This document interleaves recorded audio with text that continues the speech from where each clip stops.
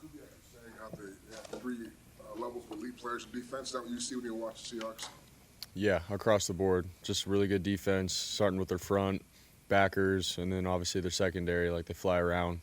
Really good ball skills, and then just the way that they all play together, man. It's really well-coached defense, and all year they've just had great tape. They feel like they just do a good job of making, the quarterbacks really have to be on top of their job just every play and waiting for that quarterback to slip up and give them an op. So they've capitalized all year, and so really good. Coach Kubiak also said that you never admitted, but it took you some time to kind of just be yourself out there. If you can kind of like replay in your mind when that kind of switch hit, what was it where it was like Brock is enough and Brock can just play like Brock? What did he mean by that, actually? Or like, He was asked about your growing confidence and how you've kind of always been good and always been confident, but settling into just being you and not trying to play like anything outside of how you play and being able to accept it. yeah. In a good way. Yeah, no, I'm trying to think now to answer your question. I don't know. I feel like, I've been a pretty serious kind of guy, doing my job and everything, but I'm in year 4, and so I feel like guys really do feed off of an authentic leader, an authentic quarterback guy in the locker room, and someone that's real. And so obviously trying to do my job really well at a high level, and then from that you can have some fun with it and be yourself. And at some point this season, obviously I was dealing with like my toe injury and whatnot, but once I started feeling really good from that, I was like, all right, man, I'm in year 4. I want to play my best ball, and I want to have fun with the guys that I'm doing it with. And so not really sure that I know a certain point, but just ever since coming back from my toe, it's sort of just been like, all right, dude, like go do your job, do it well, and within that, once you score, celebrate with the guys, have fun with it, and sort of create some momentum, for the guys to feed off of. So. Week 1 tape worth much, considering how long ago it was? Yeah, definitely. I think just seeing, our personnel versus their personnel, situational football, like just things that you can definitely go back and see. Yes, it was the first game of the season, so there's changes and things that go on during the season, both sides of the ball. But, at the end of the day, like those are the guys that we're playing against. They're going to be playing against us. Like it is valuable to go back and watch that game. I know it came in 2 different clumps, 4 weeks or 4 weeks that when you're off. Did that give you any time to kind of look and maybe not maybe reevaluate, but kind of take a step back? Do you feel different, or did that at all alter maybe the way you approach the way you're playing now? Can you say that again? The bye week? Sorry. Time off. No. When you were out missing games. Yeah, okay. Most you missed since you became a starter. Yeah. Just even the road games. To be on the road and I'm not playing, and on the flights and stuff, sort of just going back and watching ball, having time to actually go back and watch myself and the games and everything. So it did some reflecting in terms of where I could be better, but also reminding myself of like who I am as a quarterback, my style of play. When I get back, how do I want to look? How do I want to feel? So there was some really good reflection that I did during that time. But at the same time, it was like still help out Mac and try to find ways to win and help out the team however I could. So I was handling those 2 things. But, I think when I did come back and I was ready to roll, I definitely had a picture in my mind of, all right, dude, I want to play this style of ball. And I don't know. I feel like it did help out in some regard. I know you're not studying Sam Darnold, but since he's left here, he's won 26 games with 2 different teams. What do you think of what he's been able to accomplish since leaving here?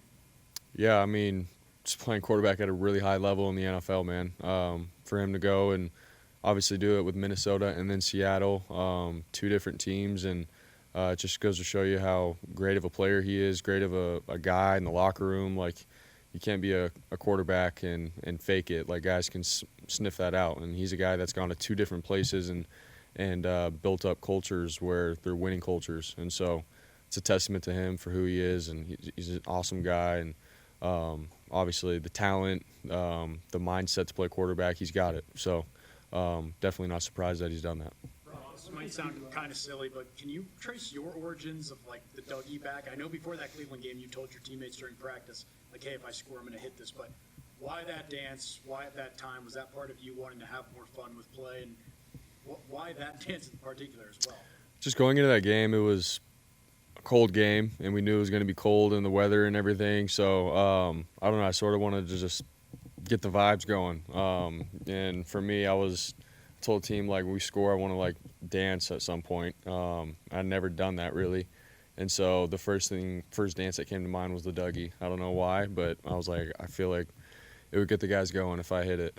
So I told the guys walk through that if we scored, we're going to do it, and we did, and it's sort of been the thing. Did you imagine it would become what it has now become over the last 3 weeks? Not really. It was just like a one-time thing, have fun with it. But, once we kept scoring and stuff, I was like, all right, let's just keep having fun. And that's the only thing that really came to mind, was to keep doing that. So guys have sort of ran with it, and we've had fun with it. Ron, talk about having fun. Your job requires a lot of tedium, a lot of intricate details and things like that. Do you feel like the team feeds off when a quarterback in particular is kind of having fun and it's organic?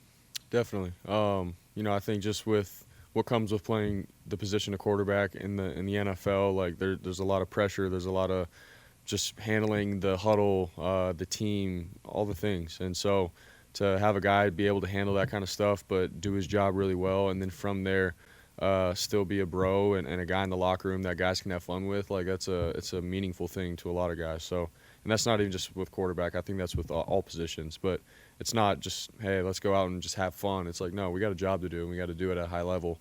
And then once we celebrate or once we score, then we can celebrate and do those things. But I feel like everybody understands that in this locker room. That's a good thing about it. But that's sort of just how I view it. Speaking of pros, what did you learn about Ricky Pearsall in the off season, all the time he spent in Florida and Arizona? Ricky's a baller, and he's a footballer. He's a guy that loves football, and talked about this before, but the cool thing about Ricky is, like, whenever we're practicing, whether it's routes on air, off-season stuff, even when we get back in team settings here, he's always asking questions with how he can run his route or what he's expecting from what the quarterback's expecting from the receiver. Like, he's a guy that I can go and grow with. It's not just a transactional relationship. It's a thing that, he really wants to dive deeper into this thing with his quarterback and get better together. So I think that's what I saw from him, in the offseason. And he's got the love for the game. He's not a guy that's just doing it for what the game brings. He loves being out there, running routes, breaking off guys one-on-one and making a big play in front of everybody. Like, he loves it. And he's an authentic dude. So I love playing football with him, but I feel like that's sort of what I took away from working out with him. Relationship with Jauan, what's the connection there that, he wasn't around through camp and you're having to defend kind of his contract stuff, but he's come on a lot the last month and a half with you. Yeah. JJ and I go back to when I first got in as a rookie, so it's been 4 years of playing football together, and I have the utmost respect for him. Just when you turn on the film, man, he's a guy that goes hard 24/7, run blocking. He catches a ball and then we'll try to drag 3 guys with him to get the first down. Like, he's done that time and time again. He's a guy that you want on your team to go and battle for and with. And so, I don't know. I have nothing but love for JJ, and I know it's vice versa. And together we want to play with each other as long as we can, man. And he's always going to be where he needs to be. I'm going to try to get him the ball as much as I can. And obviously the whole contract thing, like that was what it was. But I was so excited just to get him back and get going, and feel like we've found our stride, and we just got to keep it up. Talked about how looser Brock and the dougie and all this, but it seems like you've had this somewhere inside you for a while, because Kyle and Kubiak have both noted you did the discount double check after throwing a touchdown to Tanner Hudson in the 2002 preseason opener. Can you bring us back to that moment and what inspired it? And no one really knew you. Like, why would you think you could pull that off? Yeah, dude, I don't know. It's just like one of those things in the moment. We're playing the Packers my rookie year, throw a touchdown, and all the guys are celebrating, and first thing I think is we're playing the Packers and Aaron Rodgers is on the other sideline. So I discount double check. It was dumb. I'm a rookie. It was in the moment, like, really, bro? I was just trying to make the team, and I pulled that out. But I don't know. It's just a competitive thing in me, man. So I'll just leave it at that. Last one, guys. The team has had to overcome, yourself included. What does this opportunity on Saturday mean to you to be playing for the number one seed in the NFC?